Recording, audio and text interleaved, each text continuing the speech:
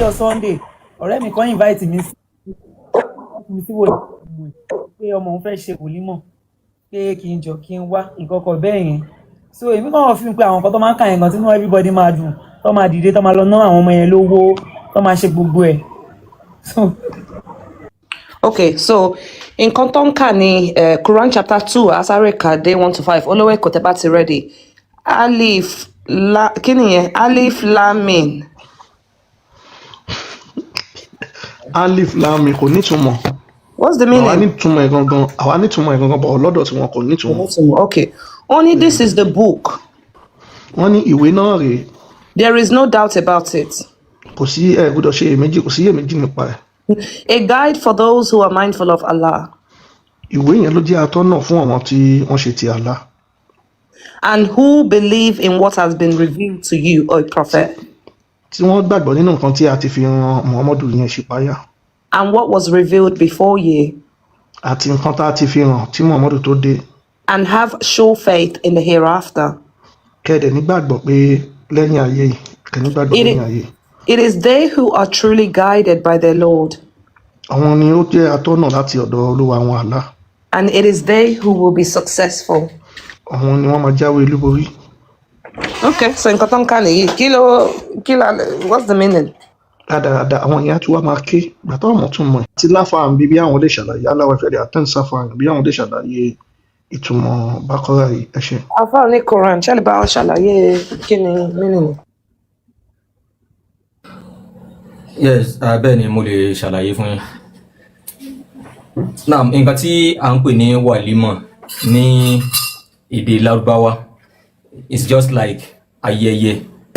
A dẹ̀ ń ṣe náà, even nínú àṣà wa nílẹ̀ Yorùbá náà, à ń ṣe. Lápèjúwe ńsìn téèyàn bá kọ́ṣẹ́ ńsìn, a sọ pé ọmọ fẹ́ ṣe freedom tá à ń ṣe fún yẹn. Ṣé mọ̀ pé oppose àwọn tí wọ́n ń ṣe freedom, wọ́n kọ́ṣẹ́, a dẹ̀ ṣe freedom, a celebrate ọmọ yẹn. So bẹ́ẹ̀ náà àkódà àwọn mìíràn tún jẹ́ Christian tán bá sọ pé ẹnìkan ó ṣe Bible bóyá ó lọ read the Bible tó bá parí wọn á nìkan celebrate it. The same thing happens nínú wàlímọ̀ tá à ń ṣe náà láti lè fi jí kó lè jẹ́ ìwúrí fún àwọn ọmọ tí wọ́n kọ́ ẹ̀kọ́ Qur'an yẹn. That's just it. Kì í ṣe pé ó ní nǹkan kan bàbá. So ìgbà tí brother tán sọ pé wọ́n ń sunkún lé lórí yẹn ṣe mọ̀ àwọn ọmọdé náà ń sunkún ṣe mọ̀ orí ọmọdé máa ń wú pé ẹ̀wù báwọn yẹn ṣe ń ná mi lówó ẹ̀wù báwọn yẹn ṣe ń dìde. So kò sí kìí ṣe pé bóyá ó ní nǹkan kan tó special nínú ju pé a fi ń ṣe ìwúrí fún ọmọ tó kẹ́kọ̀ọ́ kó lè jẹ́ ìwúrí fún ẹlòmíì. Ìtumọ̀ wàlímọ̀ nìyẹn. So ìtumọ̀ Qur'an yìí nǹkan làwọn béèrè pé nǹkan tó máa ń ka Suratul Baqarah ṣe lè sọ túmọ̀ ẹ̀ka ṣàlàyé fún wa kí ni ó dalẹ̀ lórí torí Muhammadu ni wọ́n bá wí bí báyìí. So kí wá ló kan àwọn ọmọ tí wọ́n ń kà ṣẹ́gẹ́ bí ẹ lè ṣàlàyé fún wa ìdí tó fi jẹ́ pé àyà yìí ni wọ́n mú bí a tẹ̀bá tó ṣàlàyé àwọn èèyàn náà àti ìyáwá yìí ni wọ́n béèrè ọ̀fẹ́ mọ̀ ẹ ṣé. Ìtumọ̀ bẹ́ẹ̀ náà ṣe tú ìyẹn ìtumọ̀ tàbí ọ̀hún wò yẹn náà ló orin ìtumọ̀ ẹ̀. So ó ní zálíkà kitab pé ìwé yìí o la rayba fihi hudan ṣe ọlá pé Qur'an ni wọ́n kà so wọ́n wá fẹ́ sọ bí Qur'an yẹn ṣe rí òun ló fi máa ń jẹ́ pé súrà yìí ni wọ́n máa ń lò jù ṣe wọ́n pé Qur'an la kọ́ wọn so ok Qur'an ta kọ́ yẹn kí ni ìwé yẹn gan òun náà fi sọ pé zálíkà kitab ìwé yẹn la rayba fihi kò sí doubting nínú ẹ̀ hudan lil muttaqin way out ló jẹ́ fún gbogbo àwọn tán bá bẹ̀rù Ọlọ́run alẹ́zínà yu'minuna bil ghaib àwọn tán nímọ̀ nípa ìkọ̀pin tó pamọ́ wa yuqimuna as-salata wọ́n dẹ̀ ń kírun wọn wa mimma razaqnahum yunfikun wọ́n dẹ̀ ń ná nínú nǹkan tá a fún wọn walẹ́zínà yu'minuna bima unzila ilayk àwọn tán nímọ̀ tí wọ́n gbàgbọ́ nínú nǹkan tá a sọ kalẹ̀ fún ọ àti tá tó ti wá before tiẹ̀ tán dẹ̀ tún gbàgbọ́ wa bil akhirati hum yuqinun tí wọ́n dẹ̀ tún nígbàgbọ́ nípa ọjọ́ kẹyìn so ìyẹn ló fà tó fi já sí pé ibi ni wọ́n lò. So it doesn't really have any significant meaning. It's just Emma Binu, to me, it's just Allah trying to repeat himself. But okay, where you can me re Emma Binu without disrespecting me anything to tangible there. I don't see it as a prayer, me re anything there. But anyway, I move on, Sha. Mama Shetty, get the answer here. I want to drop. Okay, all right, cool. Eshe. Ẹni àtẹ́ni sí àfà yẹn lọ wọ́n ti dá sísà wa yẹn lọ. Ó dà pé ìyàwó yẹn ṣì wà ń bẹ̀ àbí. Mo bí wọ́n sì wọ́n bẹ́ẹ̀ kí lorúkọ wọn náà tọ́wá sókè just now tọ́wá bí one question yẹn. Ẹnu aláwọ̀ ìfà ti dá wọn lóhùn ẹ máa àtẹ́ni sáfà yẹn lọ. Okay, so Alfa Onikurani ẹ̀ka lẹ́sà. Èmi kàn fẹ́ béèrè ẹ má bínú Alfa ṣe ń gbọ́ mi. Wàlímọ̀ yìí nílẹ̀ Lárúbáwá tí Islam ti wá ṣán máa ń ṣe wàlímọ̀. nílẹ̀ Lárúbáwá àwọn ní wọ́n ń ṣe wàlímọ̀ but ó ní method táwọn ń gbé gbà ṣe mọ̀ pé nílẹ̀ tiwa àṣà tiwa ó yàtọ̀ àwọn náà ní àṣà tiwọn tán. ṣé ẹ lè fún wa lẹ́rìí sá bí wọ́n ṣe wàlímọ̀ nílẹ̀ Lárúbáwá tí Islam ti wá sá. ẹni tó bá parí. kò sí àfà kò sí ẹ jẹ́ ká sọ tọ́. wàlímọ̀ tó lè Qur'an tẹ́ ń ṣe ní. kò sí àfà kò sí àfà ẹ jẹ́ ká sọ tọ́. ó mo ti sọ fún yín ó ní ọ̀nà tí wọ́n fi ń ṣe tí wọ́n ní àwọn tó bá parí Qur'an nígbà tèmi gan lọ sí umrah àìsàn àwọn tí wọ́n parí Qur'an mo rí wọn wọ́n line up tẹ́ bá rí di mo rí kódà inú àárọ̀ mo ti rí wọn tán line up báyìí àwọn tán ti ha Qur'an tán ti ha sórí tán yányán so wọn they do celebrate them celebration lásán ni kinní yẹn kò sí ìlú tán ti kí n celebrate ẹni tó bá parí Qur'an wọn kàn fi but the way tán fi máa ṣe ó yàtọ̀ sí báwa ṣe ṣe tiwa ń bí tiwa ni pé káwa pé àwọn èèyàn jọ ẹjókòó lẹ̀ ká máa ná wọn dábàá tọ́mọ bá ka Qur'an tán ká máa ná wọn lówó àwọn òkè ń ṣe tiwọn ni they do their own in a separate way wọn ní bá ṣe celebrate ara wọn ó níye tán fún gbogbo àwọn tó bá parí Qur'an nìkan pé yes ìwọ ti memorize Qur'an ó ti mọ̀ ọ́ lórí àwọn míì wà náà tán wà on salary basis tán fún wọn pé ó parí Qur'an so it's part of pé wọ́n celebrate wọn. ok torí ẹ sọ lẹ́ẹ̀kan yín pé kí nìyẹn dàbẹ́ ní pé kéèyàn kọ́ṣẹ́ kó ṣe freedom bẹ́ẹ̀ náà ni Qur'an náà ṣe jẹ́ tí èèyàn bá wá kọ́ṣẹ́ bóyá mo jẹ́ ẹni yẹn ó kọ́ kásán pé ó kọ́ tailor fún àpẹẹrẹ ó wá ṣe freedom àti ẹni tó parí Qur'an náà tó wá ṣe wòlímọ̀ a mọ̀ pé ẹni tó bá kọ́ tailor tó ṣe freedom a máa gbaṣẹ́ a máa ránṣọ ẹni tó parí wàlímọ̀ ẹni tó parí Qur'an tó ṣe wàlímọ̀ kí ni nǹkan tó fẹ́ fi ṣe sà nǹkan wo ni a lè fi Qur'an ṣe. àwọn nǹkan tó pọ̀ lápèjúwe ẹni tó parí Qur'an náà òun náà lẹ́tọ̀ọ́ gbogbo nǹkan tẹ́ sọ pé èèyàn parí yẹn òun náà lẹ́tọ̀ọ́ àti dálẹ̀ o irú bí mo ṣe ń bá yín sọ̀rọ̀ ń sì ti ń bá tan fídíò mi mo parí Qur'an èmi náà ní ilé mo dálé mo nílé kéwù mo dẹ̀ níṣẹ́ mi tí mo ń ṣe ní stúdíò mi mo ti ń sọ̀rọ̀ ń sì mo lè tan fídíò kẹrin. a ní iṣẹ́ wo kí la lè fi Qur'an yẹn ṣe kì í ṣe bìkọ́ bẹ́ẹ̀ yẹn sọ́ọ̀sì wípé èèyàn parí Qur'an iṣẹ́ tí mo lè fi ṣe ni pé kí n tún fi kọ́ ẹlòmíì ní Qur'an ẹ̀yìn tẹ́yìn yẹn bá kí n tún fi kọ́ ẹlòmíì Qur'an ẹni tó kọ́ tailoring àmọ́ kó máa iṣẹ́ wo ni kí la lè fi Qur'an ṣe. ẹni tó parí Qur'an ní sìn òun náà lè pé career wo la lè fi ṣe get for example a tailor ó lè lọ di fashion designer. tóun náà bá ṣe tán ó lè lọ fi kọ́ àwọn tí tó lè fi máa ka bí márùn fún yín àkọ́kọ́ òun náà lè dá lé kéwúlẹ̀ kó kọ́ ẹlòmíì torí bá Ànábì sọ fún wa pé ẹni tó fi ń lóore jù nínú àwọn èèyàn òun lẹni tó kọ́ Qur'an tóun náà tún wá ń kọ́ ẹlòmíì so ó lè dá Qur'an ó lè dá lé kéwúlẹ̀. but ẹ má bínú àfà kíní yìí mi mọ bí kíní ṣe bó ṣe because everything is just wrong àwọn nǹkan kan wà tá a gbọ́dọ̀ jẹ́ káwọn èèyàn wá mọ̀ tó wà very very important òun ni wípé Qur'an yìí kò kàn wá ẹ̀sìn Islam kò kàn wá ṣẹ́gẹ̀ ẹ sọ pé Muhammadu sọ pé ẹni tó bá ka Qur'an tó tún kẹ́lò míì Qur'an Muhammadu fún ara ẹ̀ kò rí Qur'an sójú Qur'an fún ara ẹ̀ kò pé now ọ̀rọ̀ yẹn pé èèyàn bá kọ́ Qur'an ẹ ṣe sùúrù sà ẹni tó bá ka Qur'an tó tún kọ́ ẹlòmíì Qur'an oore kan di kíní kan àwọn wo ni Muhammadu ń bá wí ṣe báwọn ọmọ Lárúbáwá ni kí ló kan àwa ọmọ Yorùbá nínú kíní mo àfà ó jà kí n tó lè gbà yín gbọ́ sà pé nǹkan tẹ̀ ń sọ òdodo ni ṣé Qur'an yìí ṣó kàn wá tó bá yẹ pé Qur'an yìí kàn wá àti rírí láfi Kùrẹ́ṣì nù Qur'an ibo ni ìtàn ilẹ̀ Yorùbá wà nù Qur'an tá a lè sọ pé Qur'an yìí ó kàn wá. torí pé Qur'an gbogbo ayé la fi rán ẹni tá a rán sí ẹni tá a fi rán wá yẹn gbogbo ayé la rán sí kì í ṣe Lárúbáwá nìkan. báwo la yẹ fẹ́ mọ̀ pé gbogbo ayé la rán ṣe báyìí pé Qur'an chapter 14:4 wá ẹjọ́.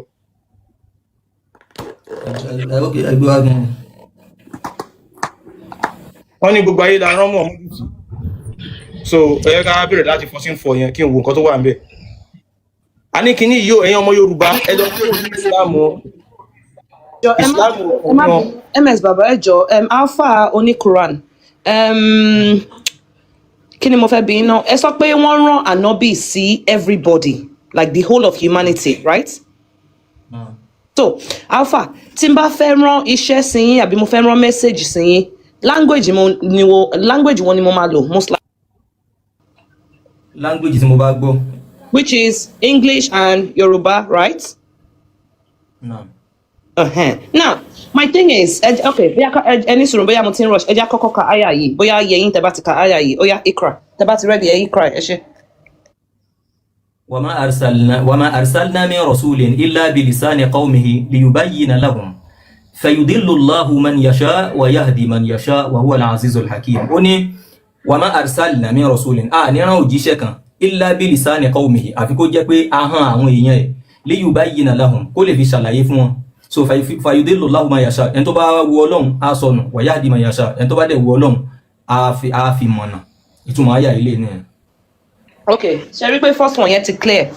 Allah fúnra rẹ̀ ló ń sọ̀rọ̀ mi báyìí. Allah ní pé we have not sent a messenger. Àti ìran òjíṣẹ́ kankan àyàfi tí òjíṣẹ́ yẹn bá ń sọ language àbí tó bá ní àwọn èèyàn yẹn so that. ẹ máa pè láàlá, ẹ máa pè lọ́lọ́run. Allah ni kì í sọ Ọlọ́run.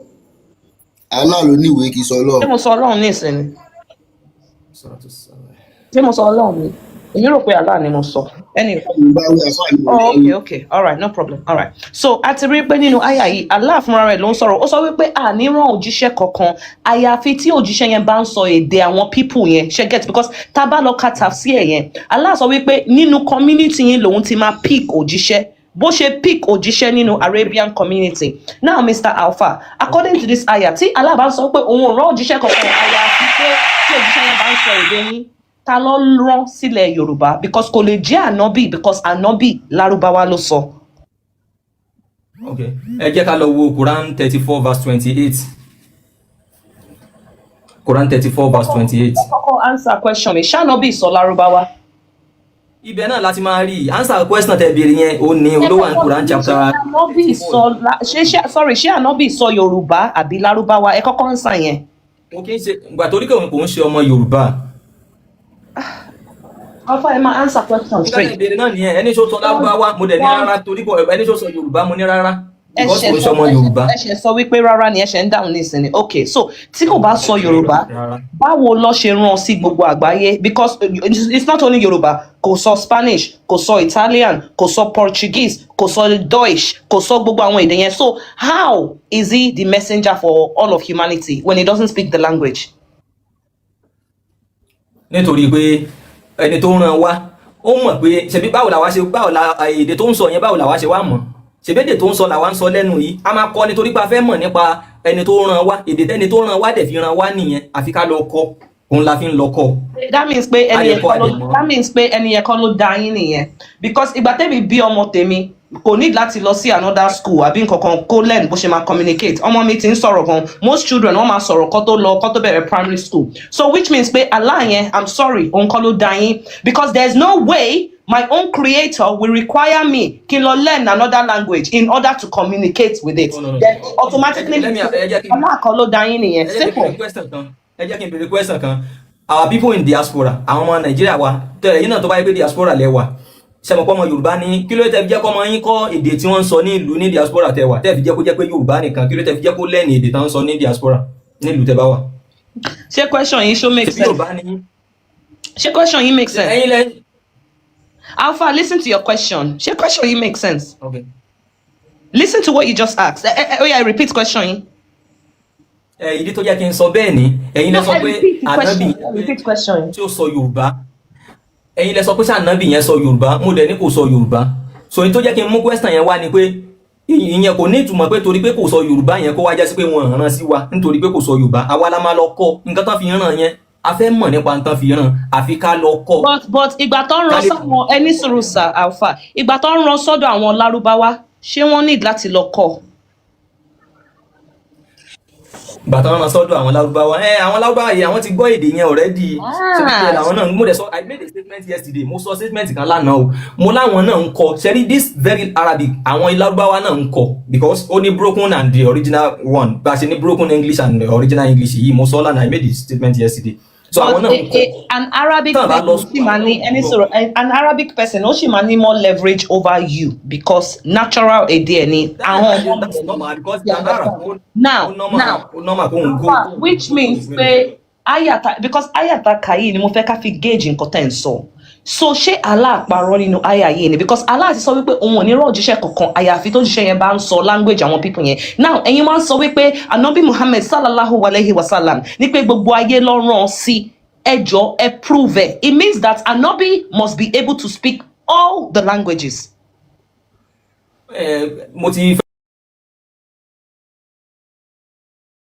I want you to go and check it yourself. I'll bring it. Quran 34 verse 28. Okay.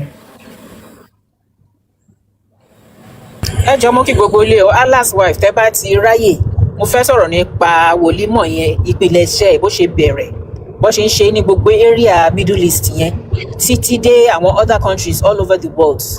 it's just a coming of age ceremony. Ó ní nǹkan kan tí mo fẹ́ sọ nípa ẹ̀ títí dé modern times, nǹkan tí wọ́n fi ń ṣe nílẹ̀ àràbò lénìí.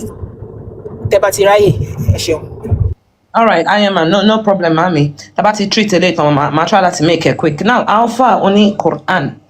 Chebi 34:28 lebere fún. Exactly. Okay, Ejenka. Only. Okay, Abi enye kakebawa too since that Bolarabawa, go ahead. Ona niyan wa ma arsalnaka illa kafatan linnas. Aran esi gbogbo èyàn la ran esi illa kafatan linnas. Gbogbo èyàn on la ran esi bashiran kó lè lọ fún wọn ní ro wa naziran kó dẹ̀ lè lọ kí wọn ní lọ. Bó jẹ́ já sí pé lákínà akthara nasi la ya'lamun. Ọ̀pọ̀lọpọ̀ àwọn èyàn lè má believe, wọ́n lè má gbà. But gbogbo ayé gbogbo èyàn tán bá sọ pé gbogbo èyàn gbogbo aná lèyàn. So this is a verse tó jẹ́ ká mọ̀ pé gbogbo àwọn èyàn ló rán sí. Èdè tó dẹ̀ fẹ́ fi jíṣẹ́ fún. Ejembi, Anobi Isa. Àwọn wo ni Allah rán Isa sí?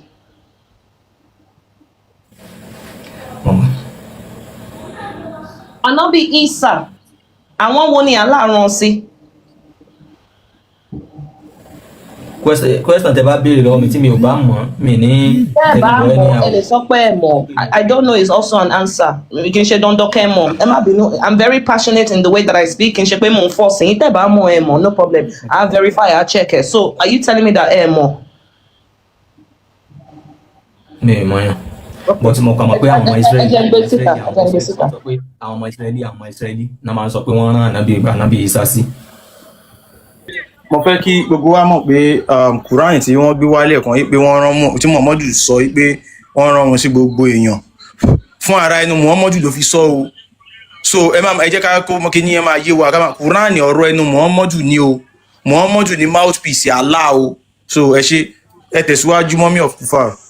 So ibi Isa yẹn nìkan náà la fẹ́ specify, so afa ignore the other ones, so kàn sọ̀rọ̀ other prophets ni. So only Isa, Jesus bracket, only one of the greatest prophets sent specifically to guide the children of Israel. Alfa Onikurani, èdè wo ni Isa?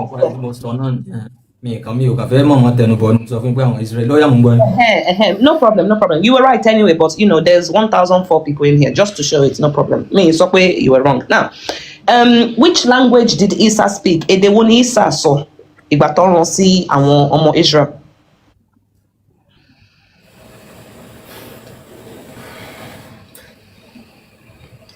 Mi mọ̀ èdè tó sọ o. Èmi náà sure.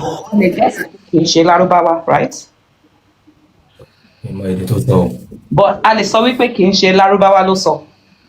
Eso nǹkan tẹ́ fẹ́ tí n bá mọ̀ nǹkan tẹ́ fẹ́ derive ńbẹ̀. Emma, look, èmi ò like ma fọ̀rọ̀ sẹ́yìn lẹ́nu. You can reply yes in the affirmative or no. Torí mo ṣe, this is clarifying question. It means that mo ń lọ síbi kan ni. So mo ń bí tá a bá tiẹ̀ mọ èdè tí Isa sọ. Okay, wọ́n tẹ̀ ti comment section. Aramaic ni Isa sọ. So kò sọ Lárúbáwá. Ṣé dẹ̀ rí pé ìdí tí Allah fi rán sí ọ̀dọ̀ àwọn Israel pẹ̀lú Aramaic ni wípé èdè táwọn ń sọ nìyẹn, because mi lè send the message sọmọ Ghana kí n send ẹ Yorùbá tí bá mọ̀ pé kò gbọ́ Yorùbá. I cannot send a message sọmọ Ghana. Mo lè ṣe náà ó máa kó lọ wá ẹni tó máa interpret ẹ̀ fún tó bá jẹ́ sí pé ẹnìyẹn ló wà nítòsí mi tí mo fẹ́ ránṣẹ́. Exactly. And that's why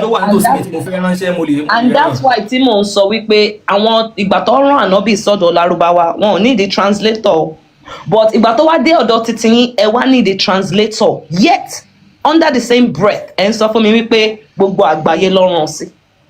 I'm sorry Alfa, ẹ gba few minutes kẹ́ explain kẹ́ jẹ́ kó make sense.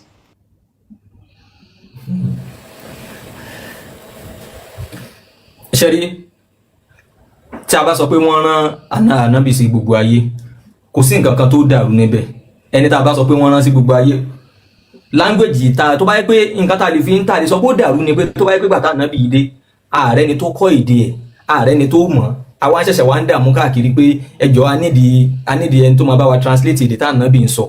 Nǹkan bá ti kọ́ èèyàn kan dandan ni kẹ́lòmíì ń mọ̀, so tó bá ti kọ́ nǹkan kan tí bá dé lùkàn sí tí bá ní èdè tán sọ ń bẹ̀ máa kọ́, tí bá dẹ̀ ti kọ́ èmi náà ni màá wá lọ máa ní tí mo gbọ́ lẹ́nu lágbájá ni lágbájá sọ báyìí, ní tí mo gbọ́ lẹ́nu lágbájá ni lágbájá sọ báyìí, from there so kò dàrú tó wáyé pé nǹkan tó dàrú nísìnyí èmi náà lè jókòó kí n rò pé aṣọ́rọ̀ tí mo dẹ̀ ń sọ ìṣó ní ìtumọ̀ báyìí èdè tí wọ́n tó ń sọ èdè tá a ti kọ́ tá a ti mọ̀ ni a ti gbọ́ a ti mọ̀, so èdè yóò hard nígbà tí mo wà ní Egypt bó ṣe jẹ́ pé Arabic là ń lò ń bẹ̀ yẹn àwọn ọmọ Igbo tàjọ ń gbé bẹ̀ wọ́n ń sọ lárúbáwá náà Stanley ń sọ lárúbáwá tí Stanley bá ń sọ lárúbáwá báyìí ẹ máa rò pé ọmọ lárúbáwá ló ń sọ̀rọ̀ ni mi ìrántí èdè ọ̀dà gàì mọ́ so àwọn Christian wọn àbẹ̀tàn ń sọ lárúbáwá ẹni tó bá jẹ́ pé Egyptian tó bá wà lórí live yìí ẹ comment síbẹ̀ náà àwọn Christian àwọn Igbo àwọn àbẹ̀tàn ń sọ so kí ló wọ́n dem understand the message tá à ń sọ bẹ́ẹ̀ náà ni ta ìríran ànábì sí gbogbo ayé bẹ́ẹ̀ náà. ẹ má bínú àfà nínú Bible náà wọ́n sọ pé wọ́n rán Jésù náà sí gbogbo ayé bọ́ ẹ ò gbà yẹn gbọ́ náà èmi náà bí mo ṣe ń bá yín sọ̀rọ̀ yìí èdè Yorùbá ni mò ń sọ wọ́n rán mi sí gbogbo ayé ṣe gbàgbọ́. ta ló ṣe mọ̀ pé máa béèrè ẹni tó rán yín ta ló rán yín. ẹ meet Mr. Afẹ́fẹ́ Ọlọ́run ló rán mi sí gbogbo ayé.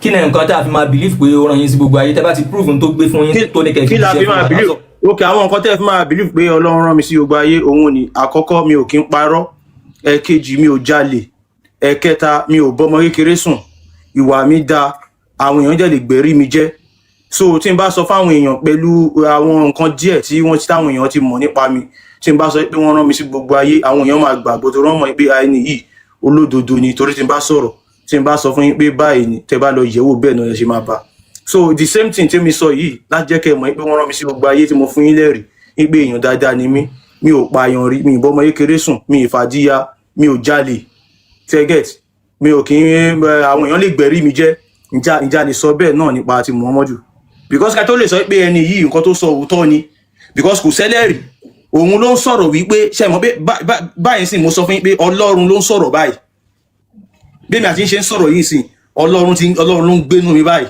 ọ̀rọ̀ yẹn wá ń jábọ́ báyìí mo dẹ̀ ń sọ fún yín Ọlọ́run sọ pé kí n sọ fún yín pé wọ́n rán mi sí gbogbo ayé náà àwọn nǹkan tẹ̀lé máa fi mọ̀ ní pé ìwà mi ṣé ní ìṣó parọ́ rí tá a fi lè mọ̀ pé olódodo èèyàn ni náà Muhammadu sọ torí kò sẹ́lẹ̀rì ẹ ò lè mọ̀ bóyá lóòótọ́ ni pé Ọlọ́run rán mi sí gbogbo ayé kò sẹ́lẹ̀rì tí n bá bí ń sí Muhammadu náà kò sẹ́lẹ̀rì Muhammadu náà kàn sọ wípé Jibril gbé àyà wá fún òun wípé Allah sọ pé wọ́n rán mi sí gbogbo ayé the same way náà ni èmi náà fi ń sọ fún yín sí pé wọ́n rán mi sí gbogbo ayé bọ́ ìwà tèmi mò ń bá yín sọ́nsìn àwọn nǹkan tẹ̀lé fi mọ̀ ní pé mi ò bá ọmọ kékeré sùn mi ò fàdíyà mi ò pààyàn mi ò jalè ṣáà lè sọ bẹ́ẹ̀ pa Muhammadu ṣé Muhammadu ò fàdíyà ṣé Muhammadu ò pààyàn Muhammadu ò fàdíyà náà kò pààyàn náà kò jalè mo ń bí àfà Muhammadu ò fàdíyà kò jalè kò pààyàn ẹni Muhammadu ò fàdíyà àbí bẹ́ẹ̀ ni kò fàdíyà no olóòwe kò ń bọ̀ àfà ẹni Muhammadu ò fàdíyà ẹ dá mi náà àfà àfà ẹ dá mi náà àfà kò fà mi ò gbọ́ yín ṣé kò gbọ́n gbọ́ mi sá.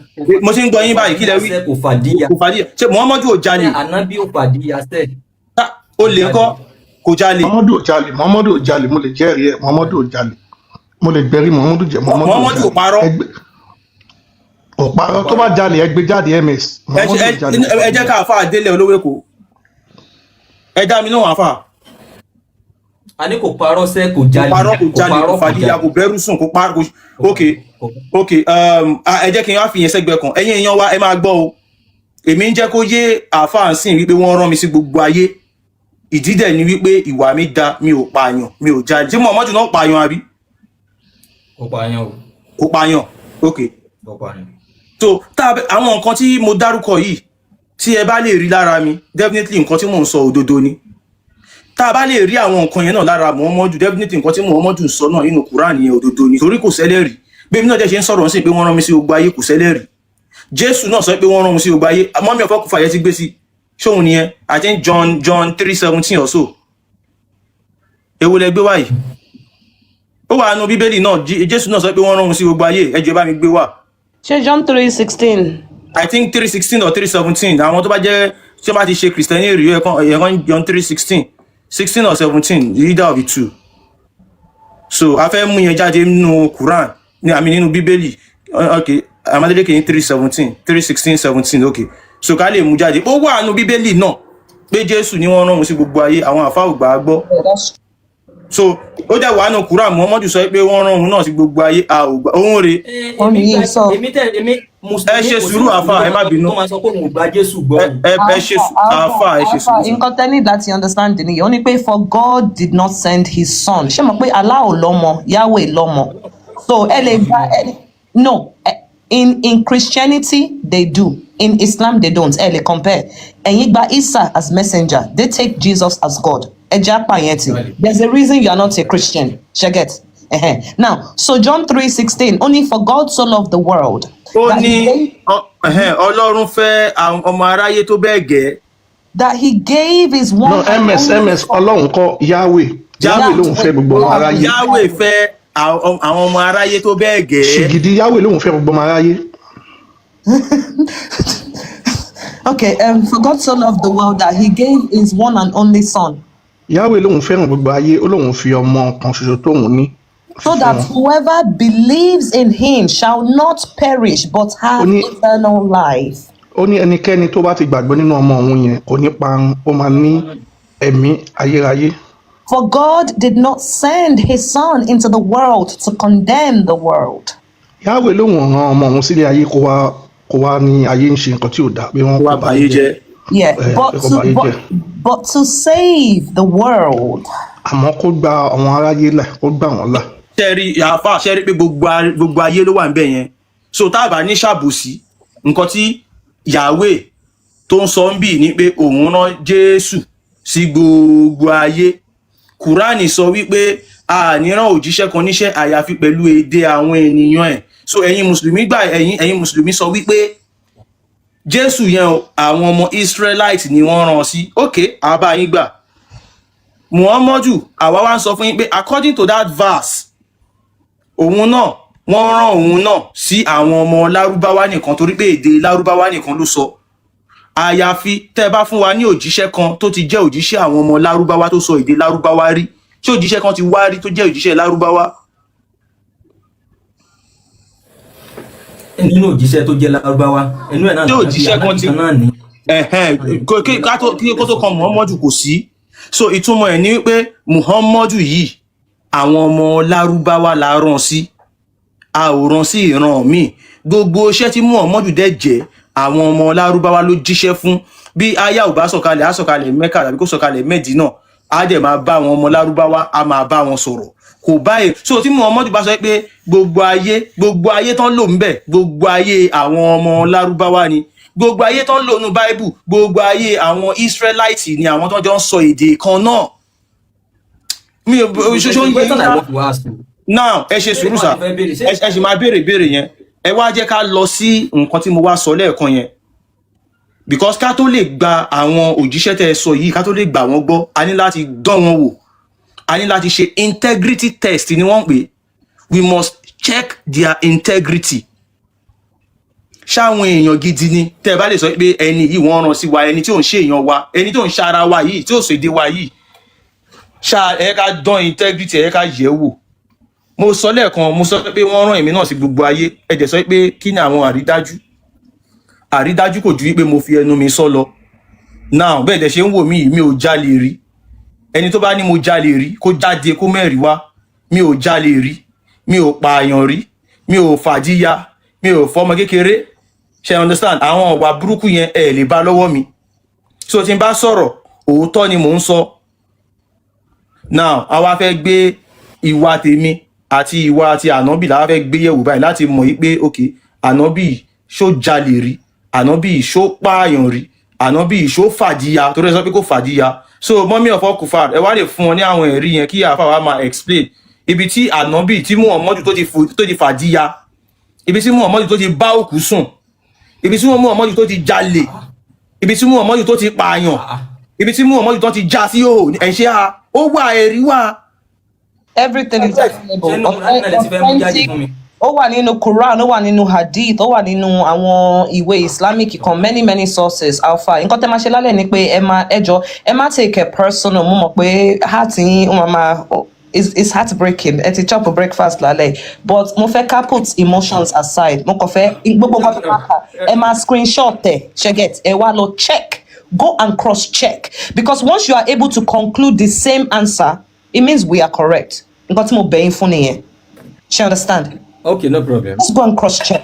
If we are wrong, come back. If I'm wrong, I will say I apologize. I got it wrong. Thank you for correcting me. Okay, please let me have the verses. Okay. Èwo la fẹ́ kọ́kọ́. Ó jẹ́ ti wà lọ́wọ́ yín báyìí, olówó èkó ti wà ń bẹ̀ tó bá wù yín ní kẹ́ gbé sí èmi ń Okay, ṣèkó ẹ má lọ́wọ́. bínú MS Baba, ẹ jẹ́ sáré highlight nǹkankan. Alpha, nǹkan tí mo feel bẹ́ẹ̀ ni pé a lot of time brain yín not in a rude way because ìgbà míì téèyàn bá ń ṣẹ̀sìn ó máa ń affect the brain because the same part of the brain tó responsible fún táwọn èèyàn bá ní addiction problem, for example bóyá gambling àbí alcohol àbí àwọn drugs you get, that same part of the brain ni religion ti ń functioning. Now nǹkan tí brain yín fail in my opinion ẹ má bínú láti connect ní wípé contradiction gbà ó wà nínú ìwé ṣé wọn pé MS Baba wọn show yìí ní John 3:16 John 3:17 ẹ máa wo verse yìí. Jésù yẹn wọ́n tẹ̀lé fún gbogbo àgbáyé. Ṣé rántí story yẹn ní Matthew tí obìnrin yẹn wá bẹ̀bẹ̀ tó sọ pé possession wà nínú ọmọ òun pé Jesus help me o help me o. Tí Jesus wò tó ní pé I am not sent but unto the lost sheep of the house of Israel. You can see that ó ti choose the favourite. If this God was truly for humanity, why would you discriminate against a non-Israel? Although in your book ó sọ wípé gbogbo àgbáyé ló wà fún. Just like in your own book, also we pay yes, so Anabi Muhammad ni ayah kan is been sent for all humanity. Then in another ayah, Allah wants of one pay with kilong pay niro jisha kankan àyàfi tó jíṣẹ́. That's a contradiction. That's where you fail to connect the dots. I think I want to have that those verses. Ebi tó ti jalè, tó ti fàdíyà, tó ti pààyàn. No problem. No problem. But more coffin points out mainly. MS Baba, Eloweko, which one first? Often one ti Aisha, so that we want to understand the meaning for the young. No, only please. Tí bá gbàgbé o, wọ́n ní nínú verses Qur'an, wọ́n ló wà ń bẹ̀. Like wọ́n sọ pé Quran, Hadith àti oríṣiríṣi ìwé bẹ́ẹ̀ lọ wọ́n ṣàlàyé. Kọ́ rí fáàmì lọ sínú Qur'an ni mo fẹ́ ni mo máa lò. Wọ́n máa fún ní gbogbo ẹ̀ lẹ́yọ kankan. Hadith ìwé yín náà. Ẹ má jẹ́ káyọ̀ máa ṣe bẹ́ẹ̀ mọ̀. Unless you are another sect of Islam, tẹ́ bá sọ pé Sunni Muslim ni, you follow the Sunnah of Rasulullah sallallahu alaihi wasallam. The Sunnah of Rasulullah sallallahu alaihi wasallam is not in the Quran. Islam is not just Quran. In fact, without other books, Islam cannot stand on its own, just with Quran. Because your salat 5 times a day is not in the Quran. Or in Hadith. But so many of your rituals and your tradition in Hadith lower. So ejo tó bá jẹ́ pé Quran only Muslim nìyí, ẹ máa announce ní beginning so that mi ní máa gbé tafsir wa, mi ní máa gbé hadith wa, mi ní máa gbé Sahih Bukhari wa, ṣé get? No. Because the difference between Quran, please let me say something. Mi ò lè gbà kẹ́ gbé àwọn ìtẹ́fẹ́ máa gbé gbogbo Sahih Bukhari tẹ́fẹ́ máa gbé wá yẹn. Mi ò ní gbà because àwọn èèyàn ni wọ́n ṣe àwọn eléyìí. This one is Quran. Àwọn èèyàn náà lọ ṣe Quran. Ọlọ́run ṣe mọ̀ pé Ọlọ́run ni ẹ true yẹn fi lọ́dọ̀ Allah ni ẹ ti wá sọ́dọ̀ Ànábì. Quran is Muhammad's word. Jibril sọ wípé Allah sọ wípé kò sí Allah wife ẹgbẹ́ jáde náà Allah wife ẹgbẹ́ jáde ẹgbẹ́ jáde. Pé Quran is the word of Allah. He ló sọ. Quran is síta. Mo ti mọ ilé tẹ́ fẹ́ gbé wá ẹgbẹ́ àyà Quran síta. Ẹja lọ sí 65 no problem. Gbogbo lé àti ní Quran only Muslim bí báyìí o wọn gba hadith so a gbé Quran wá no problem.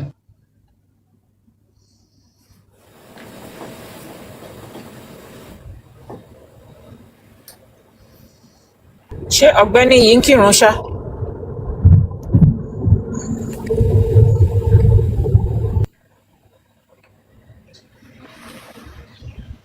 Wọ́n lè sọ yẹn nínú mosque wọn kọ́ rí Muhammad. Tí wọ́n bá ń kírun dẹ̀ wọ́n ṣe Quran only o. Wọ́n ṣe Quran only, kufar. All right, go ahead. Hello, good evening. Alfa Onikurani only. Go ahead. Hello, good evening. This is surah of recent Quran chapter. What is this? Is this 65 verse 4? What is this? Absolutely. Wallahi ya'isna min al-ma'id. Ya'isna min al-mahid. Okay. Ọ̀yà kí ló ṣẹlẹ̀ níbi eléyìí? Kí ni báwo lẹ ṣe rí sí? Because Hadith tí mo fẹ́ gbé wá Sahih Bukhari rejected, so mo lè gbé no, tí mo mean ni pé ṣé bí ló ti jẹ gbèsè ni àbí ṣé bí ló ti pààyàn ni àbí ṣé bí ló ti fàdíyà ni, nǹkan tí mo fẹ́ mọ̀ nìyẹn. Kí lélẹ́yìí wà fún? wípé ẹ gba Hadith gbọ́ story Ànábì, because tẹ́ bá wo Quran only mentioned Muhammad 4 times. Tẹ́ bá fẹ́ mọ̀ gbogbo ìyàwó tánàbí fẹ́ ẹni sùúrù. No, Alpha. Verse tẹ́ gbé wá iṣẹ́ kí ló ṣẹlẹ̀ ń bẹ̀? Ṣé bí ló ti fàdíyà? That's what I want to know. Àbí bí ló ti jalè? Ibi tó ti fẹ́ fa ìdíyà ẹ ti refuse ẹ, òun ni mo fẹ́ kọ́kọ́ gbé sókè. Tẹ́ sọ pé ẹ fẹ́ Sahih Bukhari. Now kí ló wá ṣe bí ẹni sùúrù ẹ kà kẹ́ bá wa tú máa wá explain ẹ jọ̀ọ́ ẹ kọ calm down, because ibi táwọn bí ti fàdíyà. ẹ sọ nǹkan tó ṣe fún mi bí yìí. aláwa ẹ mọ nǹkan tí wọ́n fẹ́ ẹgbẹ́ yìí tí wọ́n lọ́wọ́ fẹ́ yẹn ẹgbẹ́ sí wọ́n kàn fẹ́ rí nǹkan tá a bá sọ gangan, wọn ò fẹ́ bí abi tó ti ń sọ pé ẹ lè ṣe bẹ́ẹ̀, nǹkan tí wọ́n fẹ́ rí nìyẹn wọ́n ti gbé àbítí láwídé. Hadith lè kí ni àwọn hadith lè lè àdásà náà. Ṣé ẹ gba Hadith bọ̀? aláwa ìfẹ́ fi wọ́n lẹ̀ wọ́n máa kà á. Wájà wàyí àbíntú torí àwọn fi sọ pé ibi ilẹ̀ ń lọ, and this is bọ́rọ̀ ìṣerí kọ́ lílé àwọn nǹkan náà kan àwọn èèyàn náà ń hun ilé. Ẹni tó bá sọ pé ànábì fẹ́ ọmọ ọdún 6 àbí síta sí nínú ó fẹ́ lọ́mọ ọdún 6 is sick upstairs.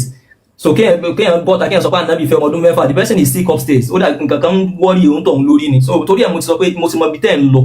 Tí Muslim bá ń bọ́ta tó bá sọ ilé mọ́ ànábì ó yẹ ká lẹ́kùn pa ni. Kó náà ọmọ ọdún 6 àti àbáṣe ní màgà àwọn tó kọ àdìsí. Nǹkan tó mì ní wípé gbogbo àwọn imam mẹ́rẹ̀ẹ̀rin ká lu òkùpá wọn. Ẹni sọ̀rọ̀ Alpha. Àwọn imam yìí mẹ́rẹ̀ẹ̀rin Shafi, Maliki, Hanbali and Hanafi, ṣé ká lẹ òkùpá wọn?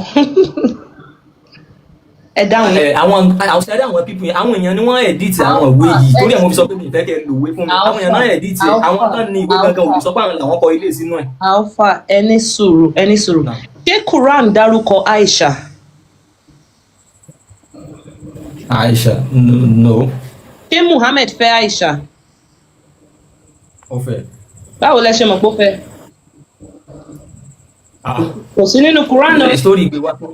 Story wọn ibo láti máa rí sí. Story gbé wá kó fẹ́ na àìmọye. Story yẹn, please sir. Okay. Don't stress me. Answer the question. You know that Ànábì married Aisha, but you reject Hadith. So ibo láti máa rí story yẹn. Number.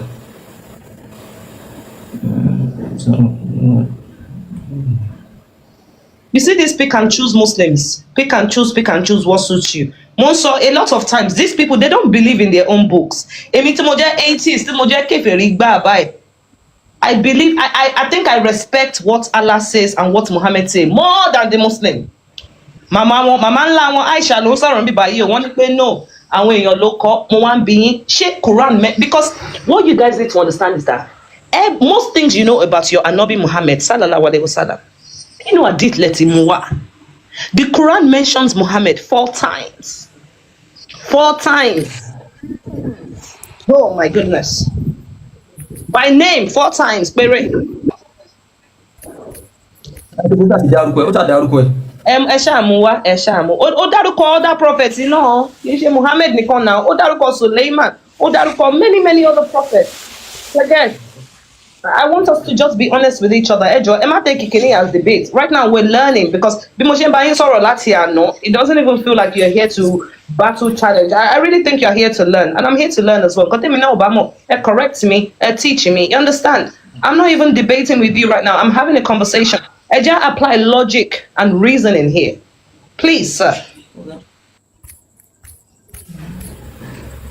I'm so sorry.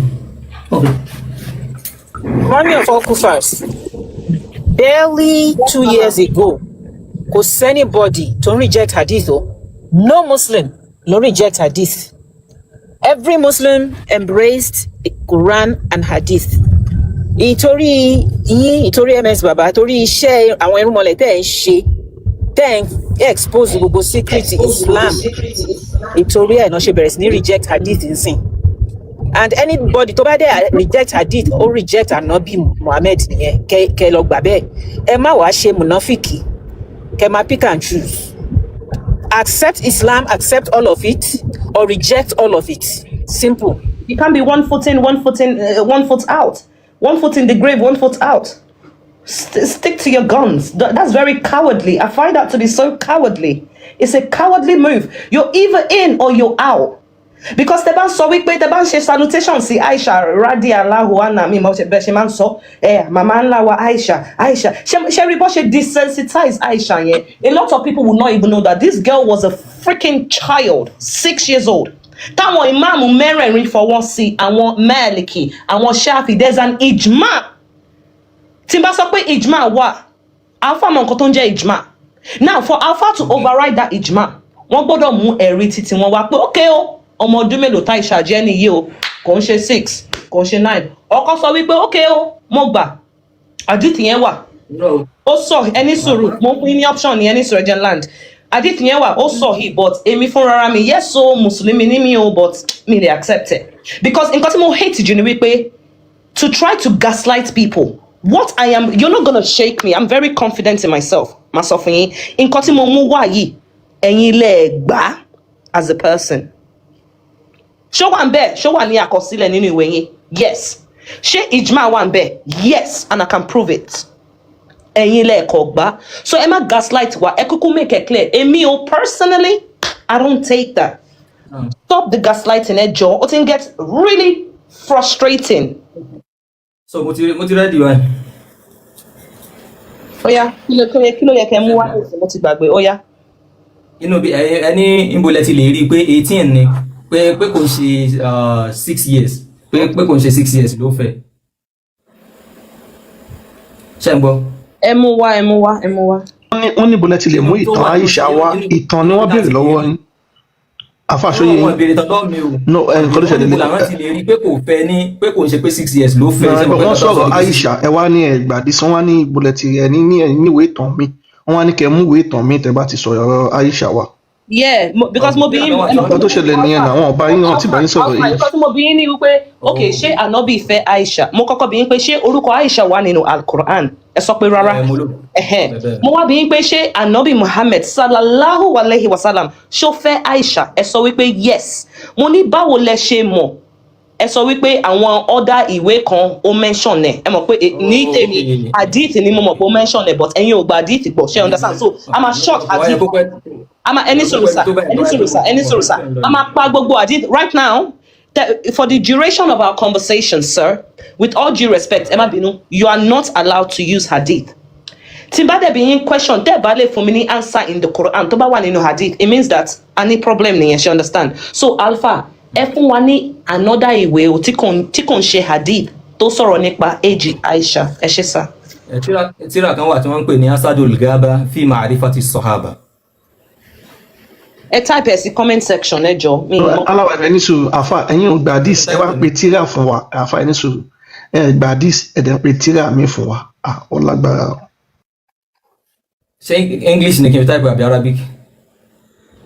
Ẹ kọ type no English ẹ jọ̀ọ́, mi ò gbọ́ Lárúbáwá, ẹ kọ type ẹ ní English, kí n type orúkọ yẹn. Mo fẹ́ check ẹni tó kọ yẹn.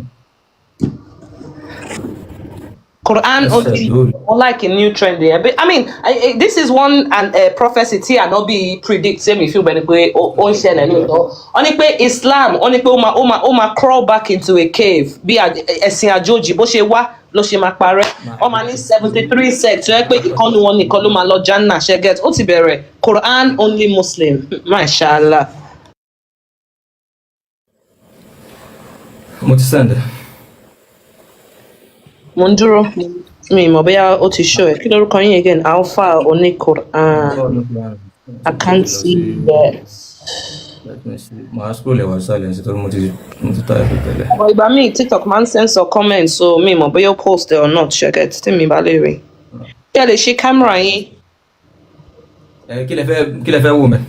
Mi mọ̀ bóyá lè fi hàn wá lójú screen àbí nǹkankan. Nǹkan tí mo ń bẹ̀rẹ̀ nìyẹn. Mo lè okay. Because we can't see anything in the comments, so ẹ má bínú. Orúkọ kankan ṣó mi mọ̀ bóyá type àbí ẹ gbàgbé láti click send àbí nǹkankan. Ẹ ká lẹ́rọ. Gbogbo ní ẹjọ́ ẹ bá wa power tap. Ẹ já dé 1 million likes. Ẹjọ́ ẹ já power tap.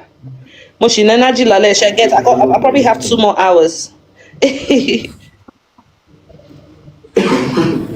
Ẹ kálẹ́ o.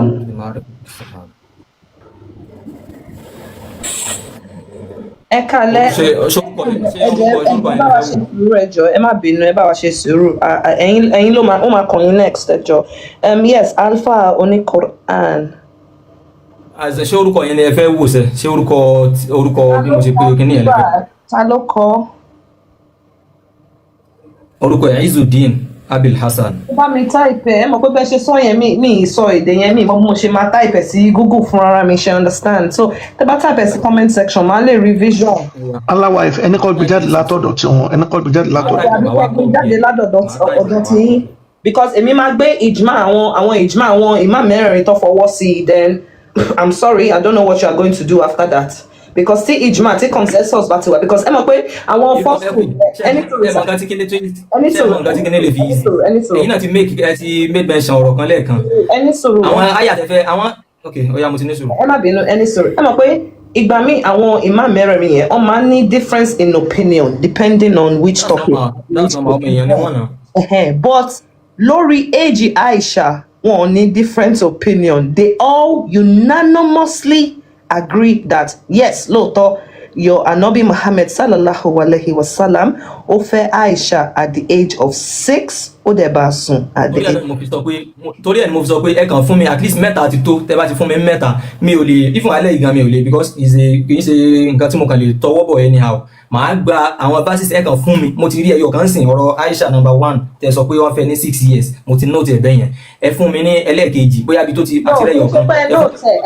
note ẹ dispute ẹ ni ẹ sọ pé rárá ẹ gba Sunnah gbọ́ ẹ̀yin lẹ wá ní láti prove age Aisha fún mi. Okay, mo ti gbọ́ sẹ́ẹ̀ mi ò lè answer mi tó gbogbo ẹlẹ́ báyìí lálẹ́ yìí.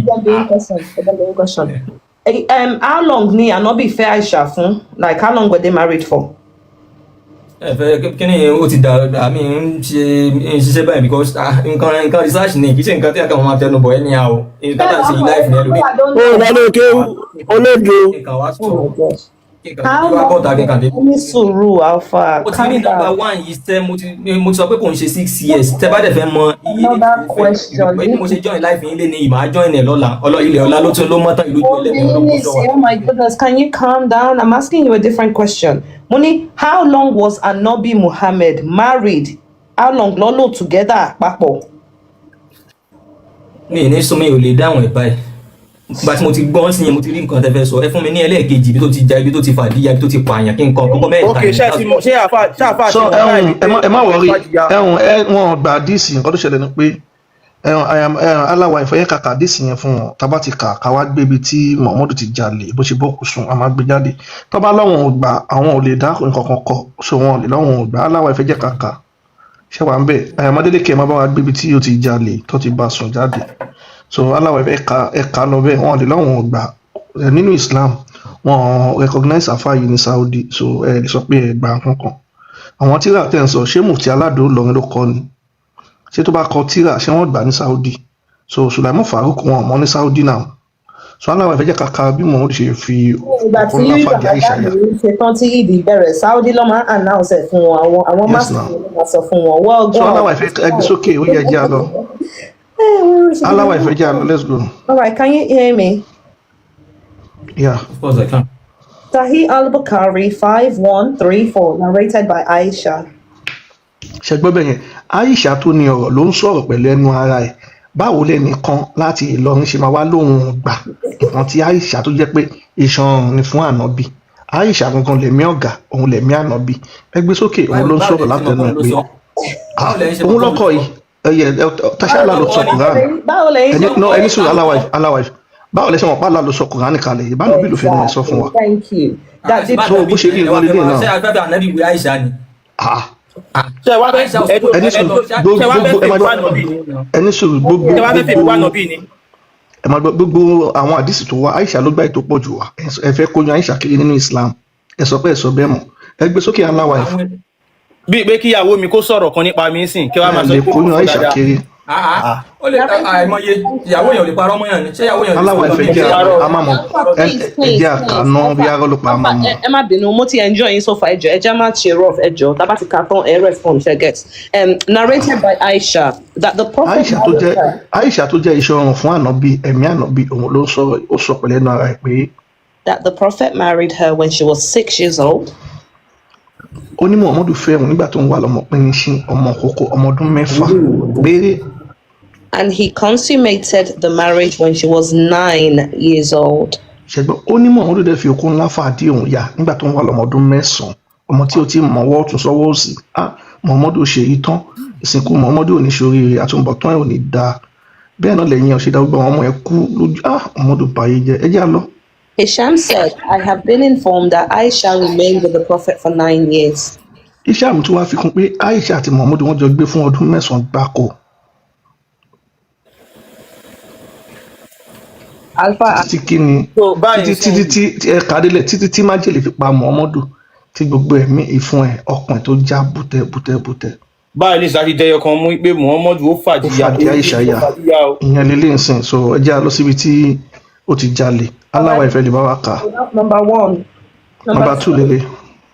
Al-Tabari, volume 9, page 31. Muslim dragged Muhammad as a thief.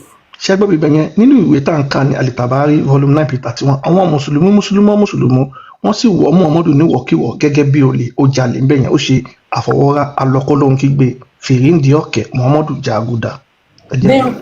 They raided us in our settlement, though we were men who retaliated. àwọn Muhammadu lọ digunjalè níbi tí àwọn arákùnrin yẹn fi ṣe gbùgbé bá àwọn ọkùnrin wà tí wọ́n sán ogun tí wọ́n lágbára bí àkànbí ọlọ́ba tọ́lọ́run oníjà wà lólè. This is the end of Abu Waja's report. Ibi ni Abu Waja parí ìròyìn tirẹ̀ sí. To return to the report of Amir bin Shuaib. Ká wá padà sí ìròyìn Amir bin Shuaib tó ń ròyìn tiẹ̀ pé. After the messenger of God had completed the return of the captives of Hunayan to their families. Lẹ́yìn ìgbà tí Muhammadu lọ jí àwọn ẹrù tí wọ́n kó gbé tó lọ kó ti mọ̀lẹ́bí Hunaya fún àwọn mọ̀lẹ́bí ẹ̀ torí Hunaya kú síbi tí wọ́n ti lọ jalè ó lọ kó tiẹ̀ fún àwọn ẹbí ẹ̀. He rode away and the people followed him saying. Muhammadu bá ń gun kẹ́tẹ́kẹ́tẹ́ àbẹ̀ṣe bí arákùnrin ó bá ń sá lọ wọ́n yẹn bá ń pariwo pé. Oh, Rasulullah, divide our booty of camels and small cattle among us. Wọ́n bá pariwo Muhammadu olè ẹ bá mi kí gbé olè ìpín tiwa fún wa tiwa wọ́n bá ń lé Muhammadu ló bá ń sá lọ lẹ́lẹ́lẹ́lẹ́lẹ́ ó yá. Until they forced him back against a tree. Nígbà tí wọ́n gbá Muhammadu wọ́n wá fẹ̀yìn ẹ̀ tàgbà wọ́n fẹ̀yìn Muhammadu tàgbà pé ìwọ lẹ́ni wọ́n ti gbà wọ́n báyìí ó yá. And his mantle was pulled away from him. Bó ṣe já Muhammadu sí ro ni wọ́n gbaṣọ Muhammadu wọ́n gba ṣòkòtò ẹ̀ Muhammadu bá ń ké pé ẹgbà mí ọmọ ènìyàn. He said, "Oh man, give me back my mantle." Ẹ̀yin ọmọ ènìyàn ṣàánú mi ẹ má jẹ́ ìrìn ọjà ẹ ṣàánú mi wọ́n ti gba ṣòkòtò mi wọ́n ti gbaṣọ mi ẹ má jẹ́ ìrìn ọjà ẹ ṣàánú mi. By God, if I had many sheep as the trees of Thimar. Muhammadu bá ń ké pé wọ́n fún mi lókun wọn fún mi ṣòkòtò ó ní tóun bá ní tó pọ̀ wọ́n á fún yín ẹ ṣàánú mi ẹ má jẹ́ ìrìn ọjà Muhammadu bá ń dọwọ́ boko ẹ ṣàánú mi ẹ gbà mí. I would have divided them among you. Ẹ ṣàánú mi ẹ ti ẹ fún mi ṣòkòtò mi okùn tẹ fún mi yóò lè ṣìnà kan ká ló pọ̀ ni màá fún yín tí ẹ ṣàánú mi ẹ pa mí sílẹ̀ má pa mí síta. You have not found me kilo something here. Is it miserable or coward? Ó lóun tí máa wò wọ́n wá olè bẹ́ẹ̀ ẹ lè gbé Qur'an sí. Ẹ gbé Qur'an sí Qur'an. Nǹkan tí Muhammadu tún sọ bẹ́ẹ̀ ni pé ó ní ṣọ́ọ̀tì rírù wà báyìí lọ́wọ́ òun rí ó ní kọ́ síjú àánú wò pé kò ṣẹlẹ̀ ní. So Muhammadu alọ́kọ́ ló ń kígbe Muhammadu jàbùdà Muhammadu ọkọ Aisha alọ́kọ́ ló ń kígbe jàbùdà Muhammadu báyìí jẹ́ òun kan náà ló kápátá òun kan náà ló jẹ́sìn òun kan náà ló ó kàn ń jalè ní a ní nìkan kọ́ṣẹ́ lọ́wọ́ Muhammadu ni irú ẹni ilẹ̀ máa ní aṣíwájú ẹ̀dá aṣíwájú àwọn bandit aṣíwájú àwọn Boko Haram aṣíwájú àwọn ISIS ni Muhammadu jẹ́ so ẹ jẹ́ àlọ́ ibo là ń lọ sìn. Okay, so kò tọ́ sún ànábì kan. Wọ́n ti jábọ̀ o. Ẹ jẹ́ àkàdélẹ̀ wọ́n á máa gbọ́n sálẹ̀. Quran chapter 3 verse 161. Oh yeah. It is not appropriate for a prophet to illegally withhold spoils of war. Kò bójúmu kò tọ́ fún ànábì Muhammadu òjíṣẹ́ Allah kó máa jalè kó máa ṣàfọwọ́rá lọ́kọ́ lóhun kí gbèsè rí ìdí ọ̀kẹ́. And whoever does so. Ẹnikẹ́ni tó bá jalè tó ṣe bẹ́ẹ̀. it will be held against them on the day of judgment. tá a bá mú nǹkan tó jí yẹn a fi dájọ́ òun lọ́jọ́ dájọ́. Then every soul will be paid in full for what he has done. gbogbo ẹ̀mí ló máa kéré iṣẹ́ ọwọ́ wọn. And none will be wronged. ààrẹ ní ṣe àbòsí. mọ́mọ́dù kan jalè káàkiri bó ṣe ń fọ́lé ìdílé ló ń tú mọ́tò onímọ́. mọ́mọ́dù yẹn ya wèrè gan bó ṣe ń jí ẹsẹ̀ ṣìn ló ń jí tan àkúnmí. àkúnmí tiẹ̀ láìkí ó níbì kan tí àwọn mọ́mọ́dù ti lọ jalè tó ń lé àkúnmí kan lọ wọ́n ń ta ọ̀fà fún wọn ń gbà bẹ́ẹ̀ ló ń lọ gbàtọ́ padà máa mú báyìí mọ́mọ́dù náà pọ̀ lọ pé àlá yẹ kàn mú àkúnmí ó yẹ gbé sókè. So this is the tafsir. So ó sọ nǹkan tó sọ. ṣẹlẹ̀ tó ṣẹlẹ̀. Ìṣẹ̀lẹ̀ tó ṣẹlẹ̀ tó drop aya yìí. So only when some red velvet cloth went missing on the day of Badr. nígbà tí pátá ńlá sọnù ẹ máa ń gbọ́dọ̀ ní pátá ńlá nígbà tí pátá ńlá sọnù lójú ogun Badr pátá pupa. And some people began to say. àwọn èèyàn aráàlú àwọn aládùúgbò tọ́jọ́ lọ jalè bá ń bẹ̀rẹ̀ sí ní wípé. Perhaps the prophet took it. muhammadu jalè ń bẹ̀ yẹn òun ló ṣàfọwọ́ alọ́kọ́lọ́ kígbe muhammadu ló jí pátá yẹn. The following was revealed. It is not for a prophet to be fraudulent. lẹ́yìn ìgbà tí gbogbo olú àwọn ọmọọṣẹ́ ìtọ́jọ́ lọ jigun jalè ti ń sọ̀rọ̀ káàkiri gbogbo olú ti ń gbọ́ mẹ́kà àti gbọ́ sáúdí gbogbo sáúdí wọ́n ti gbọ́ kuwait wọ́n ti gbọ́ cms syria pé muhammadu ló jí pátá pupa ó bá ní allah ti sọ àyà kalẹ̀ o pé kò ṣe nǹkan tó bójú mu fójíṣẹ́ allah kó máa ṣàfọwọ́ra. Whoever defrauds shall bring what he has defrauded on the day of resurrection, carrying it around his neck. Gbàm, ẹnikẹ́ni tó bá jalè ó máa mú wá tó bá dájọ́ dájọ́ á gbé sí ọ̀run ẹ̀.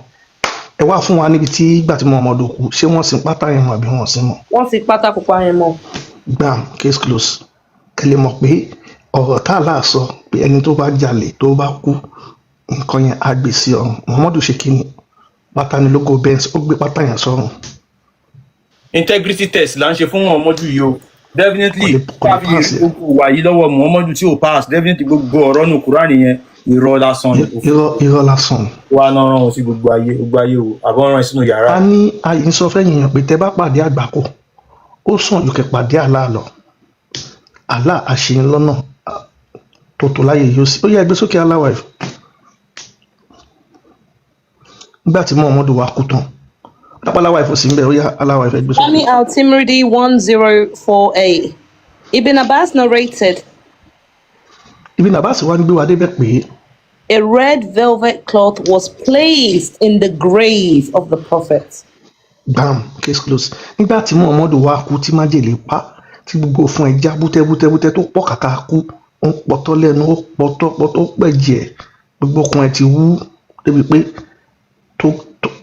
tó gbẹ̀mí mi báyìí tálà làkọ́ńdọ́mọ lórí wọn wá fẹ́ sìn àwọn yẹn wá ní ayé àmàsọ̀kalẹ̀ pẹ́ni tó bá jalè tó jí pátá yìí á gbé sọ́run lọ́jọ́ ìdájọ́ wọn bá ní òkè ẹ jẹ́ ká wọ̀ fún Muhammadu bó ṣe wọ pátá ńlá pupa yìí fún Muhammadu nìyí. Ìjẹ́ ṣe kéèsì close àbí kò close ṣáwà lákọ́ so abalẹ̀ tó fẹ́ sọ sí ẹ ṣe Muhammadu olè. ẹ ṣeun kí gbogbo ilé wa kó èsì látàárọ̀ o ìyá ayọ̀ máa sọ pé àwọn fẹ́ sọ̀rọ̀ before ká tó máa ẹ̀yin àfáà tí bá wà ní comment section yín náà tún ṣe hi. mo kí yín o ọ̀rọ̀ wòlímà tó sọ lẹ́ẹ̀kan yẹn ni mo fẹ́ sọ ìpilẹ̀ṣẹ̀ wòlímà originally ó rìfà sí banquet just ceremony ni kò ní nǹkan ṣe pẹ̀lú pé bóyá wedding nìkan gbogbo àwọn ceremonies tó ń ṣe níbẹ̀ yẹn ni wòlímà and ara ceremony tó dẹ̀ máa ń ṣe òun ni coming of age pé tí ọmọ tó bá ti bàlágà wọ́n á ṣe wòlímà fún ìgbà tí Islam dé ló ṣẹ̀ wá di nǹkan tó restrict sí wedding nìkan torí nínú Islam wọn fẹ́ kó máa ṣe party wọn fẹ́ kó máa ṣe banquet kankan so wọ́n restrict ẹ̀ sí wedding but prior to that tó bá dákó fọ́mọ wá ṣe banquet tí anyway oríṣiríṣi nǹkan ló máa ń ṣe fún ṣá ẹ lè google ẹ̀ tẹ́ bá fẹ́ then lẹ́yìn ìgbà tó wá di pé Islam dé tí wọn gbà káwọn obìnrin àtọkùnrin kó máa mix mọ́ kó máa ṣe banquet yẹn ló wá di pé àwọn ọmọ ọ̀dọ́mọdé ọkùnrin ló máa ń ṣe irú àwọn banquet yẹn pẹ̀lú ẹ̀rí tẹ́ bá google ẹ̀ tẹ́ bá wo YouTube ẹ̀ rí àwọn ceremony yẹn tí wọ́n máa ń ṣe tí àwọn àgbàlagbà tó máa jókòó sórí àwọn carpet Arabian carpet tó máa jókòó sí yẹn pẹ̀lú àwọn kúṣì yẹn tí wọ́n máa dress àwọn young boys tó máa dress wọn bí obìnrin tó máa ṣe makeup fún wọn táwọn boys yẹn máa jó tó máa jẹ àwọn àgbàlagbà ọkùnrin yẹn tó máa jẹ tó máa mú táwọn boys yẹn máa jó ibẹ̀ dẹ̀ ni at the end of the night ẹ̀yin náà mọ nǹkan tó ń fi àwọn boys yẹn ṣe kì í ṣe tuntun wọ́n dẹ̀ sì ń ṣe dọ̀la ó wà lórí YouTube tẹ́ bá wà so nǹkan tí mo fẹ́ sọ nípa yẹn nìyẹn it's just a coming of age ara coming of age ceremonies wọn àwọn Jews náà máa ń ṣe títí wọn bar mitzvah làwọn máa ń pè títí wọn bar mitzvah yẹn kedere wọn máa ń ṣe fún àtobìnrin àtọkùnrin tó bá ti come of age ní different cultures wọn máa ní coming of age ceremony tó máa ń ṣe but ẹ jẹ́ kí n dé mọ́bẹ̀ yẹn náà ẹni tó bá fẹ́ kó lọ máa google bó ṣe ń ṣe ní different cultures but títí wọn yìí ò gbà tó stop pé káwọn ọkùnrin àtobìnrin máa mix nítorí Islam ó wá di pé àwọn ọmọ ọkùnrin lọ́ wá ń lò torí wọn lè róbìnrin lò mọ́ àwọn ọmọkùnrin lọ́ máa ń lò at the end of the night àwọn bàbá òṣì àwọn bàbá ìyá yẹn àwọn Epstein àárín wọn wá mú àwọn boys yẹn wá lọ ṣe wọn báṣabàṣa bí Ànábì ṣe ṣe Fatima ní Aisha ní báṣubàṣu ẹ ṣeun. Amadéleke lè gbóhùn sókè ọkẹ aláwà ti dẹ. Mami of Kufaro, ẹ máa bá lọ. Yeah, actually, just based on what Iron Man has just said, kini were very important because they are called bachabazi. The type sorry YouTube they are the dancing boys. Of course, I'm on cotton shape, but at the end of the day, a lot of them are just young children. They would dress them up as women. But point to me, lo see aya kon Shema when in the Qur'an, ntabati de jana won. Allah sọ wípé àwọn waiter wọn they are going to be small boys no ẹja sáríkà mo gbé àyà yẹn wá from the virtues ẹja kọ́kọ́ kalẹ̀ olówó ẹ̀kọ́ ẹjọ́ ẹgbọ́n sókè àkàtà sí ẹ̀yìn náà so ẹ lè máa kàábọ̀ ó ń sọ̀rọ̀ nípa nǹkan tó máa ṣẹlẹ̀ ní Jannah ó ní they will be waited on by eternal youths. Wọ́n ní àwọn ọmọdé kan máa wà tó yẹ pé ọmọdé ni wọ́n àwọn ọmọdé jòjò lọkùnrin. If you saw them, you would think they were scattered pearls. Wọ́n ní tẹ́ ẹ bá rí wọn lè máa rò bí ẹ máa rí ẹmọ tẹ́ bá ń rí egungun tẹ́ ẹ̀ ń rí gbogbo nǹkan tó wà nínú ẹ̀ bíi gígí tó pẹ́ ẹ̀ rí gbogbo nǹkan nínú ẹ̀ àwọn ọmọ yẹn àwọn ọlọ́run máa gbé nǹkan tó bá fẹ́ mú dání àwọn bíi waitress ní pàtẹ́ tí mu àwọn ọmọ yẹn náà máa sáàbù yín. And if you looked around you, you would see an indescribable bliss and a vast kingdom. Ẹ bá wo gbàgbé yín ẹ máa rí ọgbà tẹ́wà ọgbà ìtẹ́rọ tẹ́wà ní àdùjọ náà dẹ̀wà lọ́wọ́ ọmọ yẹn tí wọ́n á fún yín mú jíjẹ. The virtuous will be dressed in garments of fine green silk and rich brocade. Àwọn tẹ́ bá lọ pàtí bó ṣe máa ń múra yẹn àwọn ilé máa wọ aṣọ tó máa délẹ̀ tá a máa dán ní ara oríṣiríṣi. And adorned with bracelets of silver. Wọ́n á lo pàpà sọ́rùn pàpà sọ́wọ́ wọ́n á ṣògì wọ́n á ṣáà. And their Lord will give them a pure. Aládé ló máa fún wọn ní nǹkan tẹ́ máa mú ọmọ màdùn tó mọ́. Mo ti padà lọ sí previous aya nǹkan tá a fẹ́ find out ni wípé only they will be waited on by eternal youths. Àwọn ọmọkùnrin yẹn máa dúró tọ́ ní dàgbà. Okay. Àwọn ọ̀dọ́ ọkùnrin. Ẹ jẹ́ àkàtà sí. Àwọn tó ń gbọ́ wa tó tún wá sí wà ní ẹ̀sìn Islam ó yẹ kán lọ ṣe surgery fún wọn kán lọ check brain wọn torí pé ẹ̀sìn yìí ẹ̀sìn fún àwọn òmùgọ̀ ni ẹ̀sìn irọ́ ẹ rí pé a ṣe integrity test fún Muhammadu kò páàsì o ẹjọ́ ẹ̀yin tẹ̀ wá comment section ṣé Muhammadu pass integrity test yẹn tó bá fẹ́ ṣiṣẹ́ báńkì wọ́n ṣe máa ń ṣe integrity test fún yàn níyàn o tó bá ti fail wọn ò ní gbà síṣẹ́ o so Muhammadu wá sọ pé ọ̀rọ̀ òun sí gbogbo ayé ẹni tí ò ní integrity òun rèé kò ní integrity o ó jalè ó bòkú sùn ó bọ́mọ kékeré sùn ó fàdíyà ó parọ́ ẹ wá náà rán sí gbogbo ayé irọ́ lásán. Arab level. All right, Oloweko, the tafsir were very important. Now, Sherry pe ayata kọ́kọ́ kà, wọ́n sọ̀rọ̀ nípa eternal youth. Iron Man ẹjọ́ ibi by money dey láti pay attention because in my own opinion in a way me sọ pé is Islam directly but mo match to Islam or similar to me. Only the boys and the servants. Oloweko. Wọ́n ọmọkùnrin náà ọmọdékùnrin náà tó jẹ́ tó máa fún yín mímọ́. Allah says, around about them will serve boys of everlasting youth. Allah ní àwọn ọmọ náà máa jẹ́ ọmọ tí wọ́n máa jẹ́ ọ̀dọ́ títí ayérayé. If you see them, you would think them scattered pearls. Tẹ́ bá rí wọn náà dàbí tẹ́ bá rí gígí tẹ́ rí gbogbo nǹkan nù rẹ̀ wọ́n ṣe máa rí nìyẹn. Oh man, fine go apparently. Meaning young boys from the boys of paradise will go around. Àwọn ọmọdékùnrin tí wọ́n wà nínú ọgbà àlùjọ náà wọ́n á máa yíká ọgbà yín tẹ́ wà ń bẹ̀. ẹ máa Àwọn tí gbọ́. àdìsí kan náà dẹ̀ wà tó sọ bó ṣe máa fọ́ wọn lẹ́nu. Yeah. Everlasting youth, meaning in one state forever, which they will never be changing from. Àwọn ọmọ náà tí wọ́n jẹ́ ọ̀dọ́kùnrin tí wọ́n máa wà títí ayérayé wọn ò ní yí padà, ojú wọn ò ní yí, ẹnu wọn ò ní bó ṣe wà lọ́ ṣe máa wà. They will not increase in age. Wọn ò ní dàgbà. Those who have described them as wearing earrings in their ears.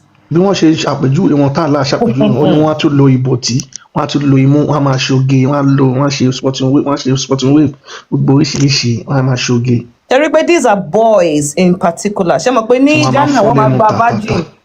Àwọn ọkùnrin only boys, eternal youths. Ṣé mo pé youth lè mean boy and a girl. But according to the Tafsir, it's saying boy. Only pé those who have this, only pé ibo la wà náà, on my hearing da. Only pé I've only interpreted this meaning in such a way. Ìtú ibi àyà sí ọ̀nà tó fi máa mọ̀ pé ọ̀nà yìí pé. Because a child is benefiting of this description, not an adult man. Àwọn ọmọdé ló Torí sọ. pé àwọn ọmọdé nìkan ni wọ́n ní èrè yìí ni wọ́n máa jẹ́, kò sí fàgbàlagbà, àwọn ọmọdé nìkan, àwọn ọmọdékùnrin. Okay, Àwọn sẹ́ẹ̀tì wọn Bobrisky jù wọn lọ. Wọ́n á máa lo earring, wọ́n á máa lo wave on, wọ́n á máa tọ́jú, wọ́n á máa tọ́mú. Àwọn Muhammadu á lè máa gbà sí fún wọn. Tẹ̀bá wọn pé Muhammadu náà ó gbé kìnní Azan, ó fún Azan ní ẹ̀d, ìyẹn ọmọ ẹ̀. Muhammadu yẹn bá yé jẹ́ gan. Okay. Only if you see them, you would think they were scattered pearls, meaning Ẹ rí ẹwà tó máa mọ́ kínkín bí kíkí tẹ̀ rí gbogbo nǹkan nù rẹ̀. when you see them dispersing to fulfill the needs of their masters. Tẹ́ ẹ bá rí wọn wá ṣe gbogbo nǹkan tí ẹ̀yin tẹ́ ẹ jọ́gà wọn bá nílò, gbogbo nǹkan tẹ́ bá fẹ́ lọ́wọ́ ṣe fún yín. Their great number, their beautiful faces and handsome colors. Wọ́n pọ̀ tí wọ́n ló ń kà, wọ́n dẹ̀ rẹwà, wọ́n rẹwà gan, ẹwà yìí pọ̀ jù fún àwọn ọmọdékùnrin. Fine clothing and ornaments. Tí gbogbo nǹkan tí wọ́n wọ̀ gbogbo ẹ̀ mínímíní ni. There is no better quality than this. Kò sí ẹwà, kò sí nǹkan tó dáa tó bá àwọn ọmọ ìṣe wa, àwọn ọmọ ọ̀dọ́ yẹn, àwọn ọmọ ẹlẹ́jẹ̀ tútù. No, there is anything nicer to look at than scattered pearls in the Kò sí nǹkan tó rẹwà tẹ́ máa rí dàgbàtọ̀ sí ẹwà tó dàbí kíkí tẹ́ máa rí gbogbo nǹkan tó wà nù rẹ̀. Ẹ̀yin sheik, ẹ̀yin imam, kí làwọn ọmọdé ọkùnrin yìí ń ṣe ní Ghana tó ń sáàbù yín? Papa Supeni fún Muhammadu. Iron Man ṣe ti rí Bachabazi wọn. It's a very weird, disturbing concept. Wọ́n tún máa ṣàgége ń bẹ̀. Yes, very weird. Wọ́n tún máa ṣàgége lálùjọ náà. Ẹ̀sìn Islam. Ẹ̀sìn àwọn olórí kúkú ni.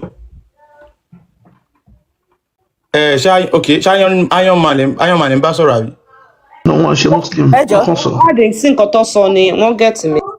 Yeah, Sherry, nǹkan tí mo fẹ́ fàyọ nínú ceremony Wolimọ tó náà ń sọ yẹn nìyẹn tí àwọn Muslims wá sọ di wedding nìkan.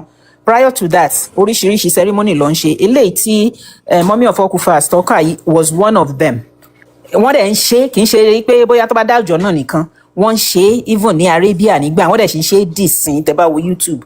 Sherry, àwọn people yìí, wọn culture wọn ó lòdì sí títí wa completely, and kíní culture yẹn náà dẹ̀ lọ gbé wọ northern Nigeria torí north lèmi dàgbà sí.